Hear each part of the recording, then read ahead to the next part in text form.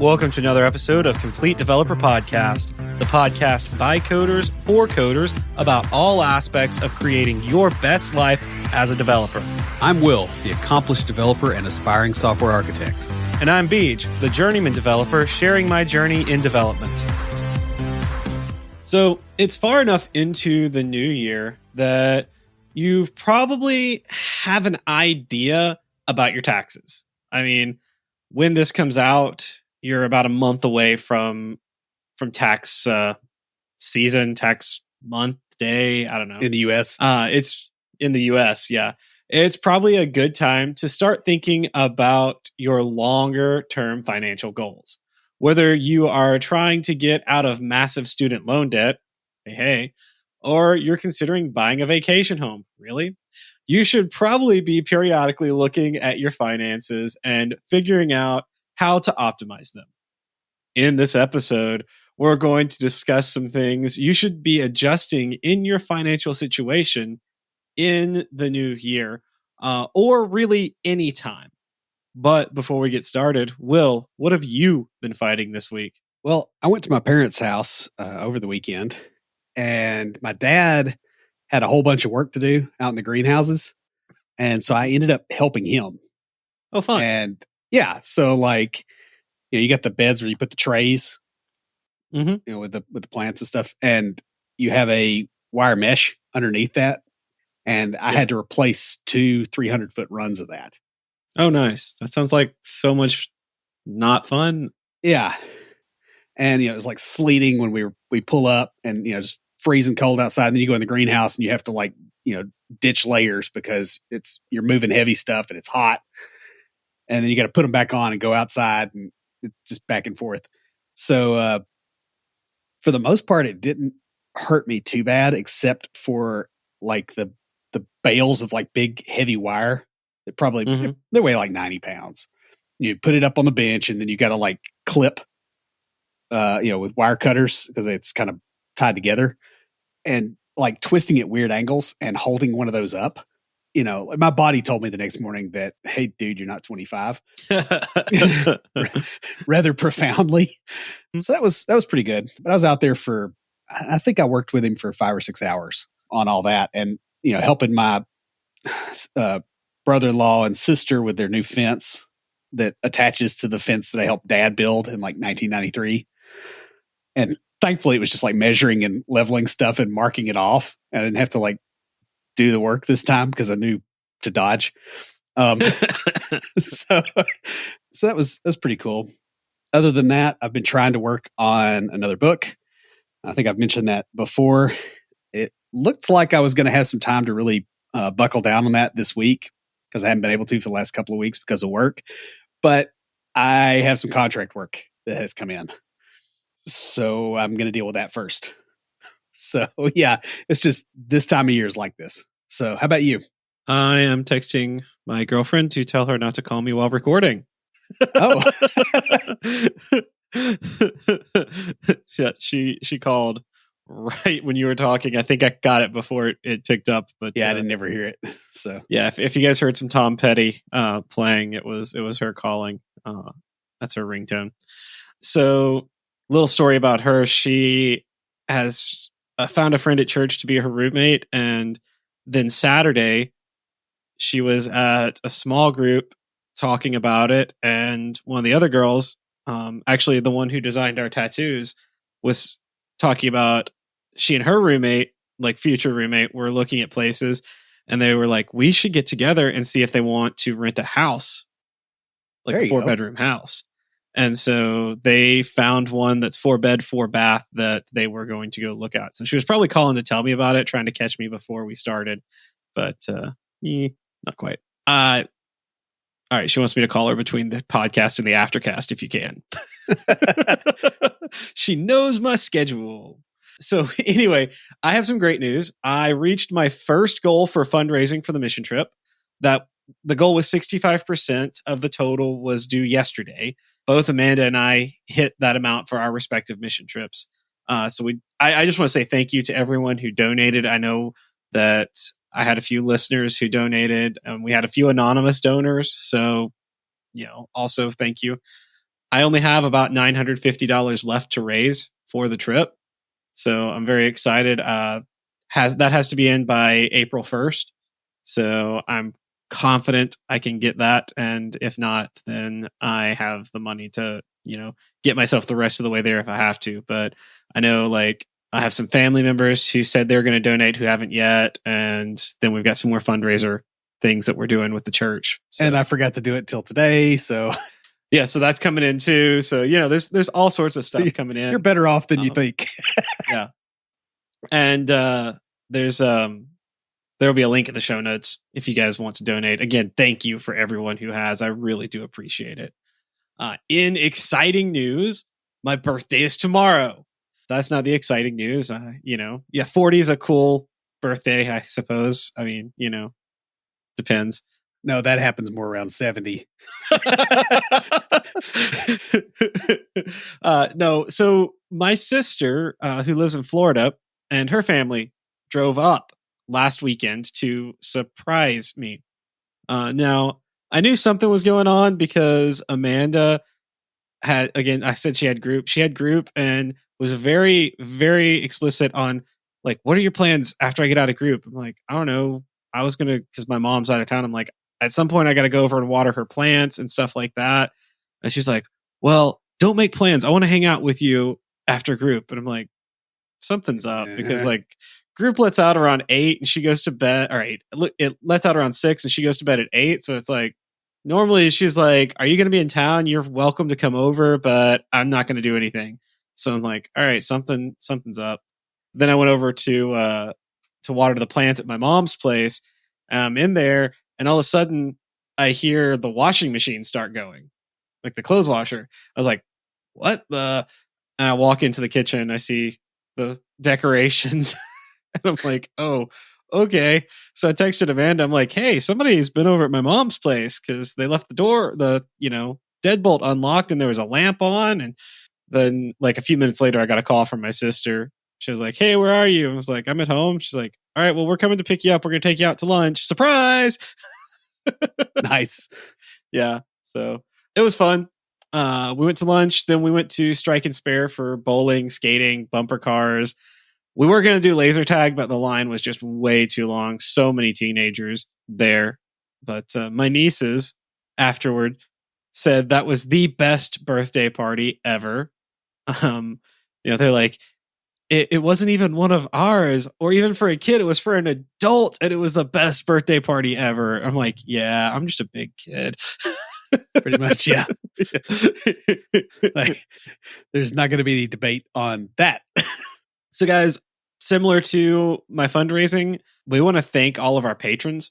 Will and I were talking about it before we recorded. I was showing him sort of our finances for the podcast, and we have almost reached the point where the podcast is able to pay for itself. So like up until now, Will and I have been financing everything. This is sort of been our hobby, our passion.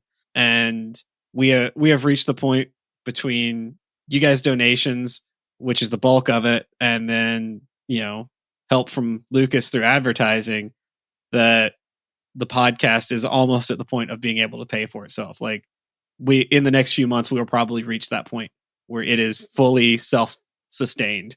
And that is just amazing. Yeah. It's nice to be default alive. Mm-hmm. It's usually good. Where the money that Will and I put in don't go toward like keeping the podcast going, but go toward like improvements and new things and better things that we can offer. And so that's just, it's an exciting time. And we want to thank you for those of you who are supporting, and thank you for our listeners, because like you guys make it possible for us to get sponsors like Lucas. Speaking of whom, yeah, finances are probably on your mind these days. If not, they are about to be. Yeah. Lucas Casares is a fee-only certified financial planner. He owns and runs Level Up Financial Planning virtually out of Fort Collins, Colorado. And just like us here at CDP, his focus is on helping you to not only establish a real plan, but to be able to actually take action on that plan so that you can live your best life. Right. So One of the really cool things about Lucas is he is a fiduciary for his clients. And that means that he's not trying to sell you a product. And the Level Up has, like, it can be expensive working with a financial planner. And so he has a very cool pricing model that works with you where you are and helps you build up. There's also a lot more free resources and stuff to learn at levelupfinancialplanning.com. So, guys, if you aren't broke and are reasonably comfortable, which is very possible with a software development job, then it's easy to stop paying careful attention to your finances. However, many people in the industry find that not only are their finances tight, but they're having trouble saving for larger goals like retirement. And they often find that they're just a paycheck away from major financial problems. If anything, this last year should have taught a lot of us to seek more financial resilience in our lives and to be better prepared than we were going into 2020. Yeah, but even the preparation is a bit of a struggle. Financial considerations are not fun to think about for most people, at least normal people, even though it is absolutely critical. Further, the amount of information out there about finances is often so extensive and complex that you'll often struggle to figure out what to do next, even if you're otherwise sufficiently motivated. You might also find that your long-term financial goals will conflict with your short-term desires or even your living requirements. Financial issues can also highlight very uncomfortable situations in your personal life, such as a major difference in worldview between yourself and your spouse. However, you still need to deal with this stuff, or you risk it becoming a problem at an inconvenient time. In this episode, we're going to discuss some of the things that you need to be handling with regards to your finances. These are not advanced financial strategies. Instead, they're a suitable baseline to get started so that you can pursue more advanced strategies as needed. Before we get started on the episode, I do want to talk a little bit about my background because it's sort of put into perspective some of the stories I'm going to tell throughout and the examples that I'm going to use throughout this episode. So 11 years ago now, a little less than 11 years ago, I was a student pre-med, got into medical school, had a full-time job. Students don't make a lot of money. I was a EMT and counselor and, a good $12 to $15 an hour job kind of thing, but not making a whole lot of money because that wasn't like, I was doing this job to pay for living expenses while I was in school with the goal of, hey, I'm going to get out of school and get a higher paying job and start focusing on that. Then I went to med school, met a girl who had a trust fund, got married. Yeah, I was living quote unquote the dream. Funny how I was kind of miserable during that whole time, but I had everything I wanted. I wanted a motorcycle, so we just went out and bought a motorcycle. I wanted a truck, so we sold my car and bought a truck. Yeah, that kind of stuff. And yeah, she was very financially responsible, which is why we had the money to do those sorts of things. But still, it was, she was paying for med school out of pocket and paying for all of our expenditures. And, we went on some mission trips, but we just paid for it out of pocket. We didn't have to fundraise for it and that kind of stuff. So then I went through the divorce, which was a hit to my my access to money. It wasn't even my money. And then left school and had nothing. Yeah. And even to the point where some of my private loans I'd taken out during grad school, like my address had been down there. Like my permanent address had been her dad, and it was still going there, and they didn't forward my mail to me. And so like I missed some bills, which hurt my credit. Like I came out of that like with no money. I had my truck and my bike, and that was about it. I remember I went and sold a bunch of books and DVDs to buy a cheap laptop, so that I could learn coding on it. We used to call it the crap top. And man, it was. We recorded our first year or so of episodes on it, and yeah, it was cussed at it every time we had to use it. Yeah. To building myself back up, bringing up my credit score to, a decent, good score, I just recently hit a financial goal, and it's one we're about to talk about. I just hit my emergency fund. Nice. So, yeah. So the first thing that we have for you, like the first strategy kind of to set your baseline, is to build an emergency fund. Yeah, you should have an emergency fund of 3 to 12 months worth of living expenses. And this should be your number one priority. Once you're meeting your regular living expenses. Not only does this fund make it easier to deal with surprise expenses, but it can really improve your confidence in a lot of situations. I worked for a company here in Nashville, and I got fired for insubordination. This company 3 years later was raided by the FBI. The owners were brought up on charges of wire fraud, insurance fraud, a bunch of other stuff. It was pretty bad. And the reason I got fired for insubordination was that I would not do something that was illegal. And it wasn't just like illegal, it was also like pants on head stupid on top of being illegal. It was like, if this was legal, it would just be a dumb idea. It's like hitting yourself in the face with a shovel is perfectly legal, but it's not smart. This was kind of one of those things. Well, it's also morally questionable. Yeah, it was not even at all questionable. It was just, you're basically saving time by risking identity theft for a large number of people. Yeah. And so I was able to stand up to him and go, no, I'm not going to do that. And I got canned, but I didn't lose my house.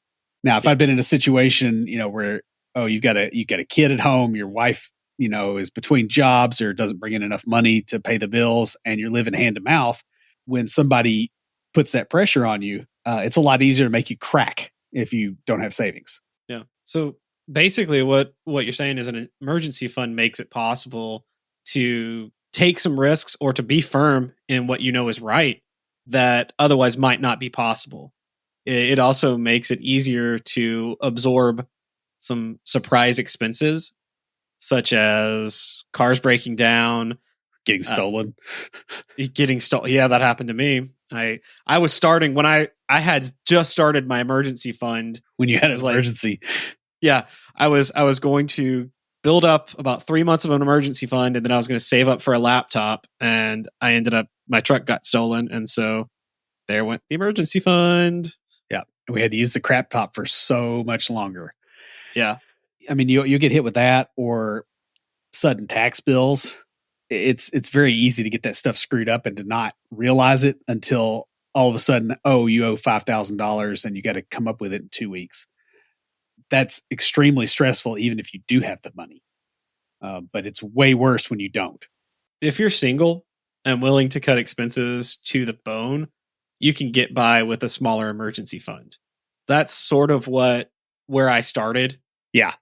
Was, hey, like I looked at my, what is the bare minimum, like not going out, not eating out, like nothing, bare minimum I can live on. And I was like, all right, I'm going to get to 3 months of that. And that's just going to sit there, and then I'll work on other stuff. And, that was my first emergency fund, was that bare minimum. Yeah. But, once you have, a kid or a spouse, or you're old enough where you got some medical stuff going on, like when you're younger, you shouldn't do this, but you can. You could possibly float by and not get insurance, for medical stuff. When you're past 30, that's not a real good idea at all. And when you're past 40, it's a really dumb idea. So basically, like you have to adjust this based on your risk tolerance and based off of your situation.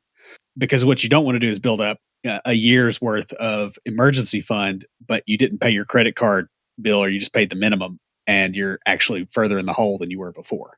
So now that you're saving up for your emergency fund, because that is very important. And I just got to the point where, like, the financial goal I just reached was a more extensive emergency fund where it's not bare necessities. Yeah. Like, I can do it's a little more than double what the bare necessities was, but like I can do 6 months of bare necessities kind of thing. And then I just I increased that to where I'm like, all right, now I can live comfortably for 6 months if I had to. Yeah. And to be honest, it shouldn't take you 6 months to find a job, but if it does, it'd be nice to have, it's nice to have that. Yeah. I mean, the other reason they say to put that much in an emergency fund is not because it's going to take you 6 months to find a job, but because it's going to be July and your air conditioning unit's going to break, or, something else will happen. You have to move, or, maybe to take advantage of an opportunity. It's like, hey, I got fired, but here's this other job that pays, $50K a year more, but I've got to move to do that. Well, if I don't have cash in the bank, I'm going to have to take out a loan to get a moving truck, and it's going to make everything more difficult. So if you have that, it gives you options. That's true. So now that you know the importance of that, and you're going to be saving up for your emergency fund, you need to be tracking and analyzing your expenses. Yeah, really tracking your expenses, even very, very lightly tracking them, is one of the best things you can do for your finances. Not only does it help you identify your actual spending habits, versus what you think that you're spending, but it can also help you detect issues like fraud, or like GoDaddy suddenly deciding that they want to charge you for 5 years worth of domain renewals because they changed the flags and decided to just burn you right before Christmas, like they did to me this last year. The other thing with it is, and this is what happened to me when I started really diving into it, being aware of how you spend money a lot of times will change your spending habits for the better. So, and I did the behavioral psychologist way of looking at it, where you observe the behavior and then you come up with a plan for it. So I was like, all right, I'm just going to observe my behavior. So I just started tracking, and Amanda told me about, because I was trying to do it with spreadsheets, and she told me about this app. It's a Dave Ramsey app, Every Dollar. Mm-hmm. And it's really good because it helps you track stuff, and the idea is you should be able to track every dollar that you have. So you put in your income, and then you budget out for the month. And so like every dollar is accounted for in that budget. If you have I have a miscellaneous for like, oh, hey, I, need to do this or that, just random stuff that comes up, or I'll see something on Amazon like, oh, hey, I need a new tuner for my guitar. I'll just, that'll go in the miscellaneous category for me. But yeah, and I just throw what kind of the leftover, once I've budgeted everything else, the leftover goes into there. But the thing is, when I first started, what I did was I just tracked it, and I'm like, how am I spending my money? And that helped me to see where to put stuff. But also I'm like, man, I'm spending a lot of money on going out to eat, and I don't need to go out to eat that much. Yeah, that was a realization that I've had more than once. Honestly, I had it about mid-year last year because I was kind of looking at expenses, and I'm like, if I just ate at home and I could still get decent stuff, like from Costco, get like the little chicken tikka masala or whatever, and heat it up at home, I would save enough money to buy a brand new tablet within a month. Yeah. And when you start looking at that, because you go out to eat and it's, $15-20, and I can eat for 3 or 4 here. And so it doesn't take long at all. And it's really shocking the amount of difference. The other thing is if you start analyzing your expenses, it's not just about reducing those expenses. It's about the value you get from those expenses. There might be something better that you want to do with the money. Like I looked at how much I was spending at Hardee's, and I'm like, that does not bring me joy eating at Hardee's, right? Yeah. Like the amount you spend there, like I could probably just eat a sandwich at home, and there's no emotional loss here. Yeah. No, I have a coworker, you know him, but I think I've told this story on him before, but when we went to remote work a couple years ago, he went out to eat. He never brought his lunch. He made fun of us who brought our lunches. Like I'd go out once a week, but I'd bring my lunch because I was saving money. Yeah. And he made fun of us. And then suddenly he's at home. And I guess it was about 2 weeks into it. He's like, oh my goodness, I'm saving so much money not going out to eat every day. He's like, in a couple of months, I'll be able to buy a whole new gaming PC. I'm like, yeah, I know. That's what I was trying to tell you Yeah, before. you understand that, probably every quarter you ate a gaming PC. Yeah. And yeah, it's pretty horrible. It adds up, like we said. And this kind of leads into the next point, right? Is breaking down and prioritizing your debts as well, because this is where money is going to go into this. And most people at least have some, a mortgage at the very least, student Student loan loans these debt, days. yeah, car payment, credit card. A lot of times, while interest rates are low, debt is not necessarily the worst thing in the world, and it can also often be kind of useful from like a leverage perspective if you approach it correctly and it's a debt that that buys something that produces value. Debt to go to Hardee's or whatever is not one of those things, but debt that's like, okay, I'm buying a computer, and putting it on the card, which you probably still shouldn't do. Maybe that's not a good example, but buying tools that you're going to use for your job using a low interest loan, that can be fairly reasonable. No, you really do need to prioritize getting rid of your debt, especially if that debt isn't particularly useful for your long-term goals. Credit card debt is the big thing, the rotating debt there.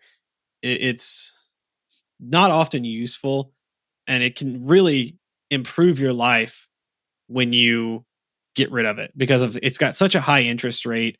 I know I have a couple of credit cards, and I know Will has at least one, but we both Only have pay them one. off. Yeah. Yeah. We both pay them off at the end of the month. Now, when I was younger, I made the mistake and I learned my lesson, and I pay mine off every month. The reason that I got a credit card was so that I could get the rewards points. Yeah. Same here. I periodically will, and I put all my expenses on it, right? Including that's what I do. replacing the air conditioning unit. Like the 3 payments, I hit that with a credit card. And so that gets me the points that I can then use. They're handy around Christmas, especially. Mm-hmm. But yeah, that stuff really, it piles up, and a lot of times it's just not useful what you're spending the money on. Now, debt prioritization is important because it lets you figure out which debts you should get rid of most quickly, so that you can roll any extra cash into paying it off. Now, you mentioned Dave Ramsey earlier. If you listen to his show, his thing is the smallest debt. You roll that up so that you get it out of the way, and it kind of snowballs. Mathematically, that is not the most effective way to do that. You want to get the one that has the highest interest rate, but there's a reason he does that. And the reason he does that is because you kind of get a little bit of a dopamine hit for getting rid of a debt, and it encourages you to get rid of more. So there's things that are mathematically good that are not necessarily psychologically the best choice. Yeah. So the if you're a math geek and you're more into the, hey, I'm going to get the high interest knocked off first, and you can keep you're okay with that and you don't need that dopamine hit, that's fine. But I would say for the majority of us, even me who is a bit of a math geek, I still like that. I got this one paid off. Now I'm going to roll on to the next one. Yeah. I mean, unless you're just super excited when you open up the formula field in Excel, it's probably not you. And that's okay because you're normal and you're, not an accountant. Honestly, the people who this wouldn't bother probably don't have a lot of debt anyway. Yeah. They figure out some other way to finance things, or, do without or get it cheaper because they're pinching pennies, so hard they make Abe Lincoln burp anyway. So, yeah. Also on this, don't forget that some debt can be discharged in other ways. There are ways to get debt forgiveness or better terms for paying off debts. You can, I know with housing, you can refinance and stuff, but there's even for smaller debts, there's other ways to look at, to go about it. Look into this, as it could potentially save you a lot of money, time, and frustration. Now, I will say from personal experience, there are tax consequences for getting debt forgiveness, and they don't tell you this. Yeah. So it's like an idiocracy. Upgrade gonna get his money. Yeah. Yeah, exactly. No, it's frustrating. It happened to me 2017 and 2018. I had 2 private student loans, which I'm just going to say this right now. Do not take out private student loans. I don't know if it's possible these days. It was 10, 15 years ago when I did it, when I was young and stupid. Now I'm just old and stupid. I'm just kidding. But no, don't ever do that, guys. That is one of the worst decisions I ever made. But I worked out a plan with them after I left med school and I was no longer in school and I didn't have a job. And so I worked out a payment plan and they were going to like, all right, once you pay off this much of the debt, we'll forgive the rest kind of thing. And so I worked that out, spent several years paying on it, got it paid off, got one paid off toward the end of 2017 and the other one paid off right at the beginning of 2018. Or, I think it was like, I thought it was going to go until May and it was paid off in March. You remember that? Yeah, I remember that. Because we went out and celebrated. Yeah. And you're like, hey, I paid off my debts. I was like, hey, I thought that was in May. And you're like, so did I. Let's celebrate. Yeah. This is why it's important to track these things. So you know when the party is. Yeah. Yeah. So anyway, what happened is all that amount that got forgiven, the government counts that or thinks of that as income because you were given that amount of money. And so you have to pay taxes on it. Even though you don't have it. And that's why you're in that situation. Yeah. It's like, thank you for kicking me while I was down. Yay, government. Sorry. No, I'm not super anti-government. Just a little. I'm anti-taxes, maybe. I don't know. I'm anti-government. It's fine. We'll stay off the politics. But yeah, and so I didn't know this when I did my taxes. Like it would have been a complete different story if I had known this doing my taxes and I, could have planned for it or, whatnot. So I didn't know about it. And last year I get a letter from the IRS telling me that I owed them several $1,000s for my 2017 for 2017.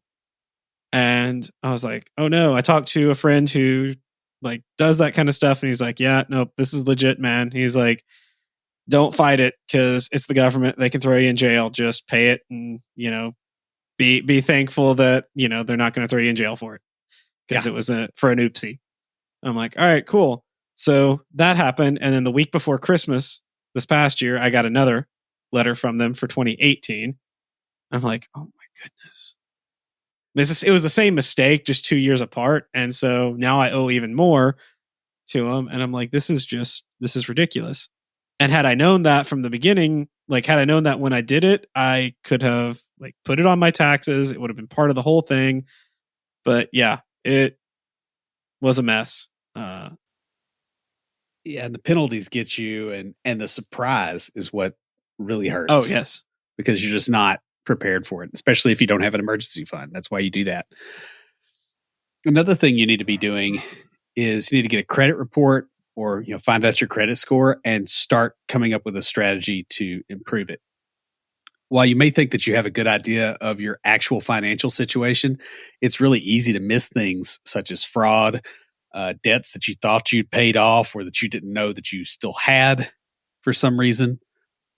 Incorrect credit report entries. This happens more often than we would like to admit. Somebody takes your credit information and they open an account and it's not you and they run up a bill and then all of a sudden you get a bill for it or somebody screws up.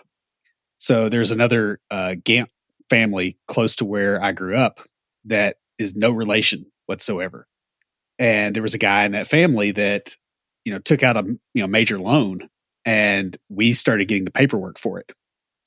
Or my parents did. And I remember this back in the 90s. And it was just a mistake. It was all straightened out. They're, good people and all this, but the company made a mistake and said, oh yeah, it's that William Gant. Even though that was I think his name is Willie. It's not the same. We're not related at all. And this happens. So you want to get a credit report so that you can actually kind of audit what the banks think they know about you. Yeah. Oh, hey, that happened to me. Not that situation. I was going to say, Willie got you too? Yeah, Willie got me too. No. Well, let's go into the next on here, and I'll talk about it there, because getting a credit report can also be useful for figuring out what you need to correct. Like a history of late payments, it would be advisable to sort that out, or missed payments because you didn't know you had something due. That happened to me, where my paperwork was going to my ex's father. Yeah. Or a previous residence, or your neighbor, or it gets stuffed in between junk mail for the previous occupant of your house, and you don't see it and you throw it out.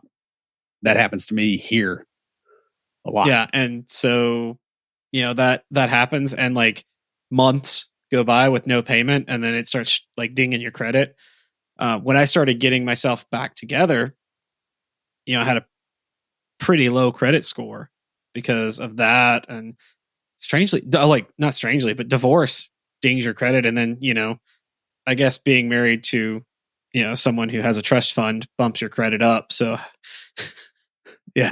And so when that's severed, it just kind of falls to the floor. And so, it makes things expensive, doesn't it? Yeah.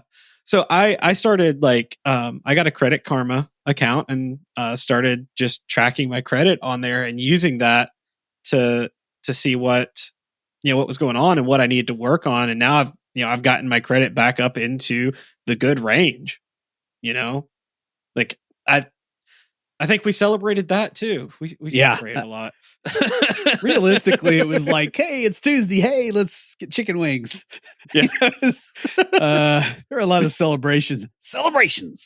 Yeah.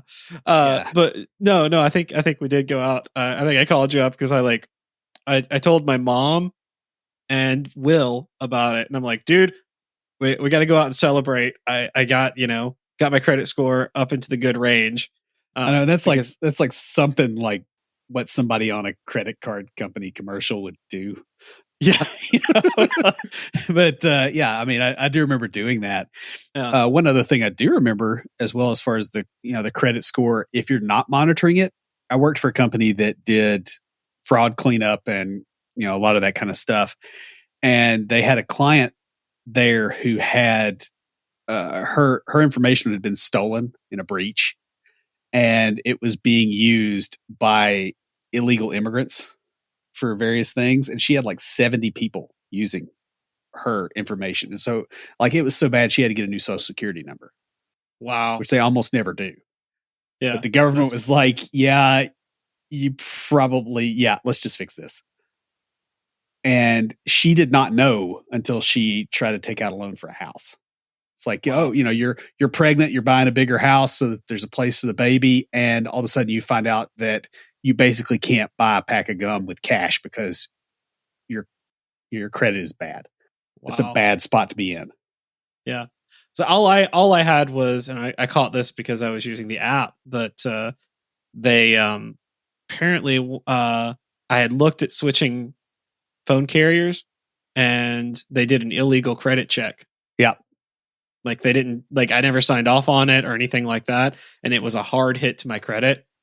It didn't ding me that bad, but it showed up. I'm like, why do I have why is there an extra one on here? Cause those last for several years. I'm like, and I looked at it and I'm like, no, I never approved that. And I went through the stuff and had it removed. But yeah, I will say this last thing about credit reporting.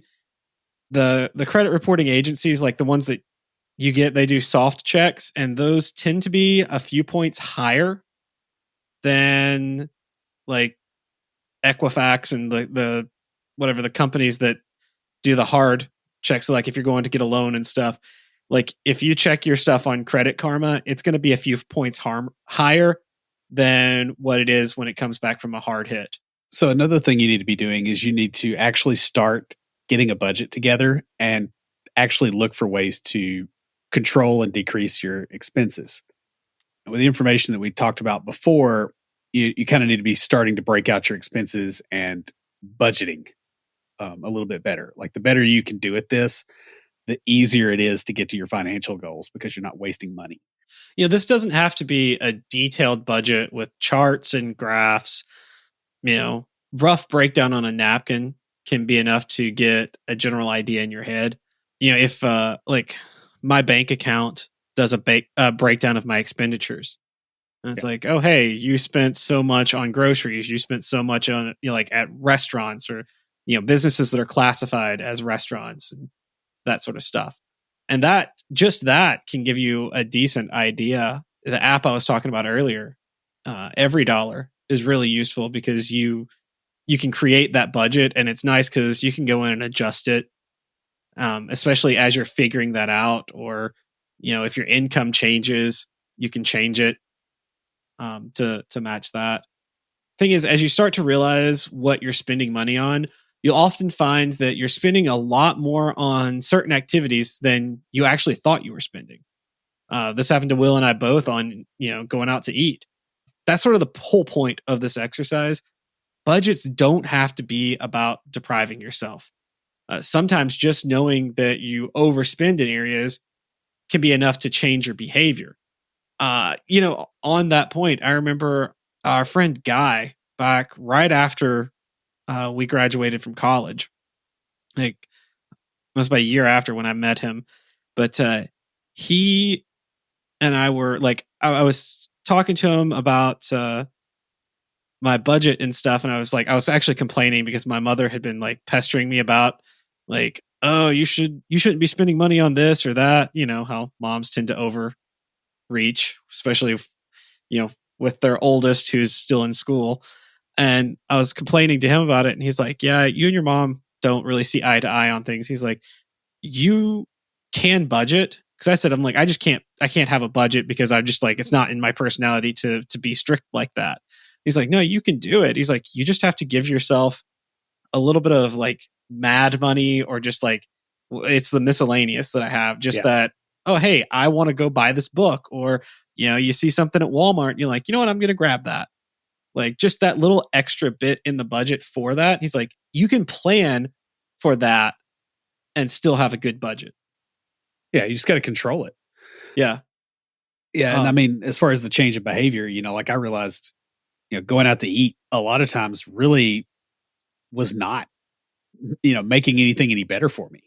Yeah. At a previous job, it was because I, didn't overly like the office environment, and I just wanted to get out of there for an hour or so. And once you start kind of looking at this stuff, you're like, okay, how much money am I actually spending to have to go into the office because of what it costs? You should still try to make a list of ways to decrease your expenses, even if you don't actually act on it, and keep the list, because it can be super helpful when you get downsized, because you can immediately shut off those expenses. Yeah. And, like, instead of going, oh, a month from now when I still haven't found a job and I've spent like crazy and I've burned through a lot of my runway, instead of doing that, it's like, hey, I'm going to shut it down and I'm going to completely focus on getting a new job and, getting back to recovery.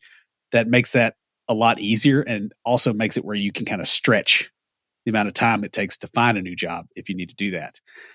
Also, you want to do this when you're not stressed out, like when you're comfortable in your job and relaxed, because that reduces the amount of mistakes you make. And also helps you realize you're like, all right, yeah, I like, when you're relaxed, you're like, yeah, I can get by without the really expensive cable TV package. That's But exactly what I was thinking. When you're really stressed, you're like, I need my HBO because that's the only thing that like is keeping me from going crazy right now. Right. You should also start to re-examine or actually start a retirement plan of some sort. Most of us do not plan to die at our desks of old age while we're working. Retirement is the socially acceptable way to avoid that. What are the not socially acceptable ways to avoid that? Dying at your boss's desk where he has to move you. I don't know. That's a weird way. Get you one last time. Man. How about that? But to retire, you have to have enough money to be able to cover your daily expenses when you can't work anymore for years. The earlier you start your retirement plan, the better off you are. Interest compounds, and starting early means that the interest works for you. It also gives you more time to adjust to market conditions, which are volatile in the best of times. Yeah. And, I know when I was working at the hospital, I wasn't making a lot of money, but I still had a little, like, they had a retirement fund, and I started working on that then. Didn't do much while I was in school because I wasn't making any money. And then now I've got a pretty decent plan set up. With me, it's with a lot of people, it is kind of job dependent. But in our field, we do tend to hop jobs a lot. So this might be something that you want to kind of take on for yourself. It's not like my mom, who stayed with the same hospital for her entire career and, like, just, you know, paid into the same retirement fund that entire time. Right. And the other thing, when you job hop, it's entirely possible that you've got retirement money sitting out in some account somewhere and you're not managing it because you forgot about it. Yeah, that happened to me. I forgot about my retirement fund from the hospital. Yeah. And then I got a letter from them, and I'm like, oh, I have, like, all this money sitting here that, I mean, I can't access it. Well, I could, but I call, take taxes and stuff. But I'm like, yeah, I'm just going to leave it. But you could roll that into what you've got. I mean, like, there's a lot of options you have for it. Yeah. The other thing about retirement planning is that it is going to force conversations about how you would like to live when you're too old to still work. These conversations are really valuable to have with your significant other, especially because you might not really understand what the other person wants until you discuss it. So, for instance, you may go, okay, well, when I retire, I can move to a small town, lower cost of living, maybe, one of these Rust Belt towns that's kind of quaint, has a nice winter. And your spouse is like, no, we can move to the Bahamas. Those are two very different things. And if you're not looking at your retirement plans, you might not ever have that conversation until somebody's mad. Yeah. But the thing is, you might not be able to contribute much to your retirement account starting out, but the important part is getting into the habit and avoiding lifestyle inflation. Actually, just like every year, we get a little bit of an increase. We didn't actually get one this year, but I went ahead and did my normal yearly increase on what I put in. So I'm actually getting, my take home is a little bit less than it was last year. Yeah.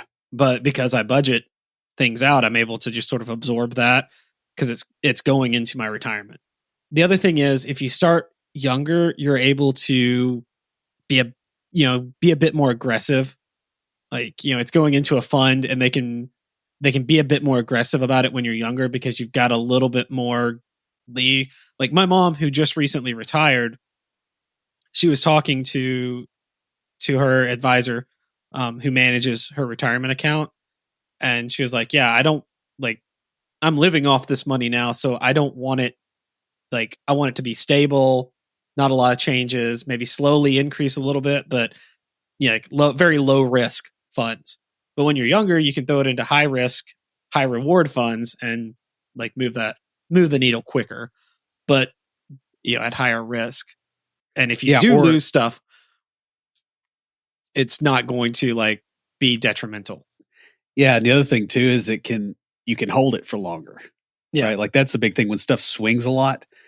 If you retire and your retirement fund suddenly drops, loses 2/3 of its value because it's a .com crash, that's vastly different than, okay, you had that in your account when you were 20 and it fell through the floor and then came back up afterward.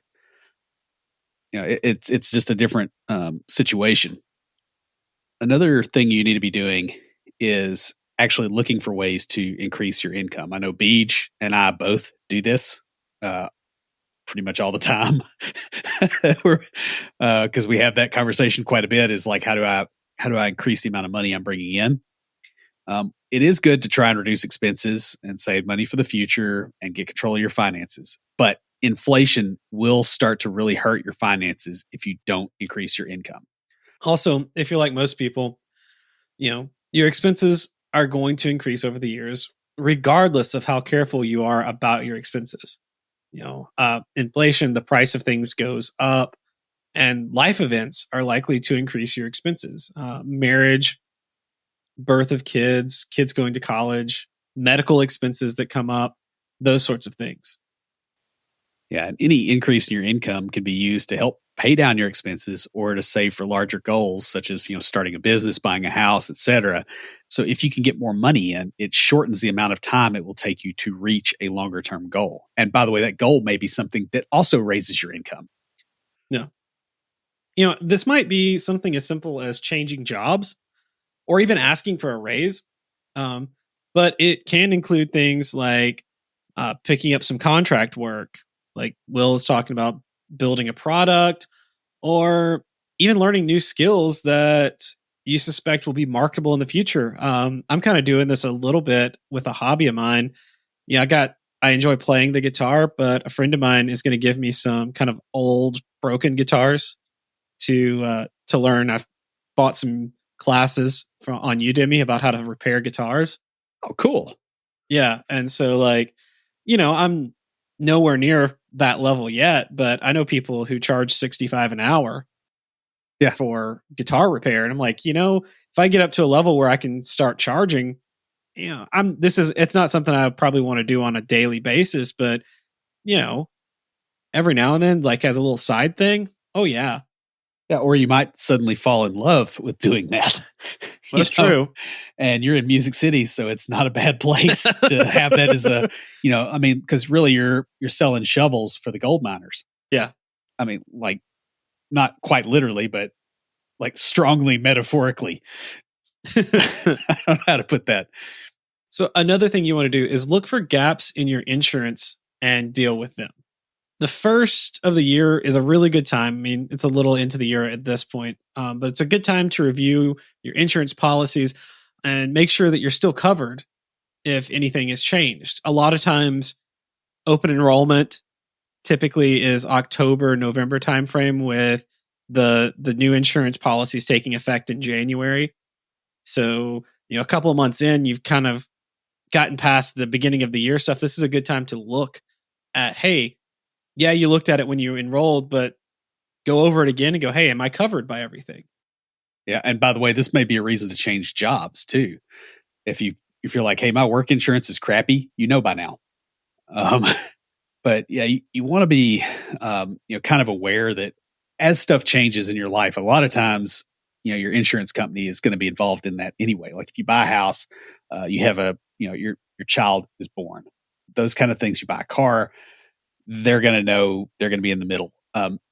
But sometimes there's stuff that changes that doesn't show up on here. So for instance, if you start driving for Uber, right, you now have a liability on your vehicle that you didn't have before potentially. And so you need to make sure your insurance covers it, that kind of stuff. Just be watching for those sort of things.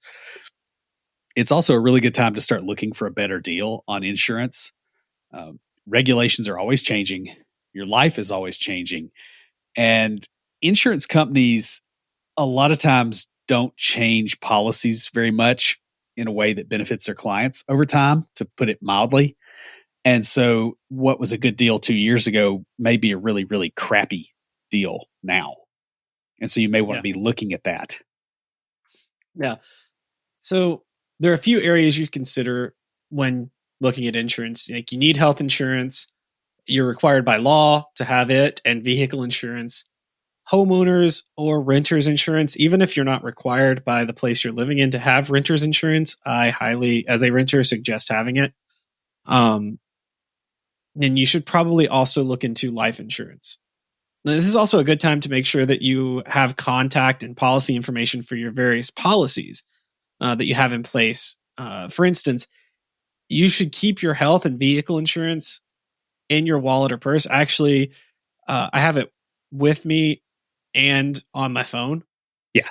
Because there's times I forget my wallet, but I remember my phone. Yeah, you'll never forget your phone. Yeah. However, your homeowner's renter's insurance information can be kept, at your residence and an offsite location in case you have like a fire or something. Like I leave mine in a firebox at my mom's place, and she leaves hers in a box at my place, kind of like that. It's good to have a disaster buddy for those kind of things. But, it's weird how much software developers will think about backups and not handle these kind of things. So it's really important. And the digital is also a very good idea. So the next one is to define and redefine your long-term financial goals. Yeah, busy adults tend to stop reconsidering their long-term goals, especially when life gets busy. And frankly, your life goals at 25 are probably not the same as your life goals at 45. Or if they are, they might have changed at 35 and changed back. Yeah.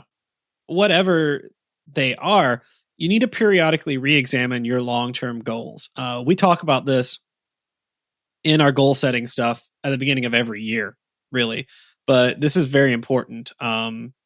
Like to periodically examine long-term goals, including your financial goals. If your goals haven't changed, now's a really good time to evaluate your progress toward them. Yeah, look and see if you've actually made progress, or worse, if you've backslid. After last year, especially, there's a good chance that you had some difficulties in achieving your major goals, or you changed them, or you sat there and you said, hey, I can do this year because all of a sudden I have all this free time because I have no life. Yeah. Now, whether you've moved forward on your financial goals or not, now's the time to adjust your financial plan or actually make some. And we know a guy that can help you with that. Yeah, that's true. Out. So, it's early in the episode, about the 8-minute mark. Yeah.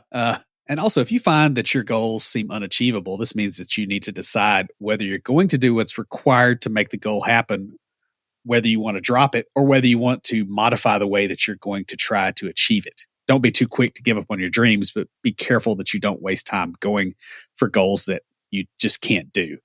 For instance, I wanted to write fiction when I was younger and try to make a living that way. Get out of tech and do that. Like, that's not happening. Yeah. Like, it's just mathematically impossible. Now I could, do tech and get to a point where I can do that, but I can't do it the other way. So finally, figure out your bad financial habits and come up with a plan to fix them. Toward the beginning of the year, at least in the first quarter, when a lot of people are considering forming new habits, you really want to look into the things that are causing you to waste money and, spend some time brainstorming ways to avoid these bad habits. Yeah. And notice that while there are a lot of obvious ways that you probably are wasting money, the non-obvious ones can often be a lot more expensive.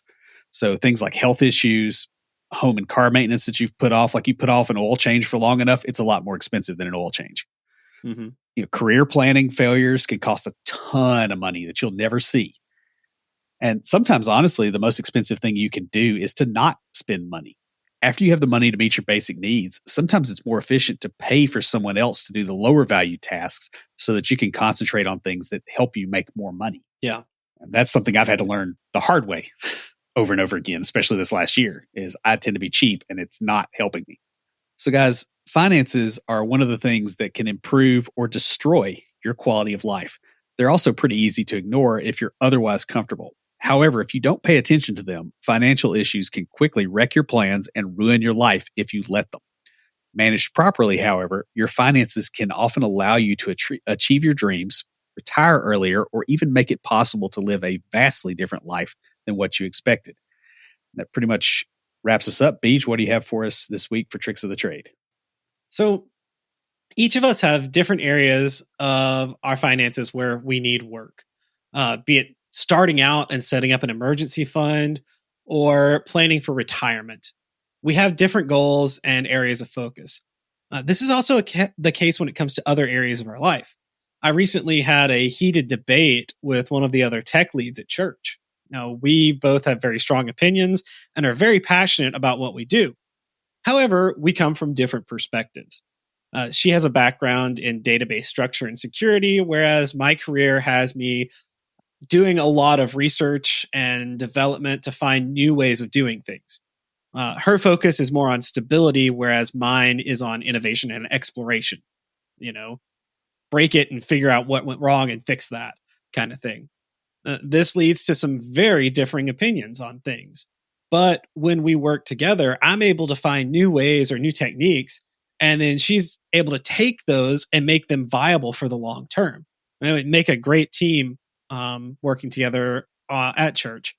I say all of that to show that even though we come at the world from different viewpoints, we're able to work together. It can be very frustrating at times, especially if you don't recognize the value of the other person's role on the team. And so as a limit pusher, I get really frustrated with those who don't want to try new things. On the other hand, those who are focused on stability are extremely annoyed by my ever-present excitement about the brand new thing that I just discovered and how much I can't wait to try it out. And what I'm getting at here is that a little bit of mutual respect goes a very long way to maintaining those relationships, whether they be at work, volunteering, or in our friendships. That's all I got. Stand by for Titanfall. If you have a question or comment, please email us at neckbeards@completedeveloperpodcast.com. Our theme music is an excerpt from Stand By for Titanfall by Pure Bells, available on SoundCloud and licensed through Creative Commons. The intro music for IoTs is Hillbilly Hip Hop by Jason Belcher. For references, show notes, and to sign up for weekly emails with extra tips and insights, be sure to check out the website at CompleteDeveloperPodcast.com.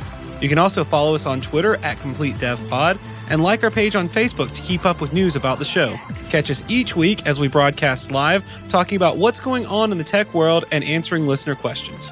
Learn more about all of our shows and groups by going to CompleteDeveloperNetwork.com, where you'll find links to Junior Developer Toolbox, Developer Launchpad, and our other communities. Thanks for listening. See you next time.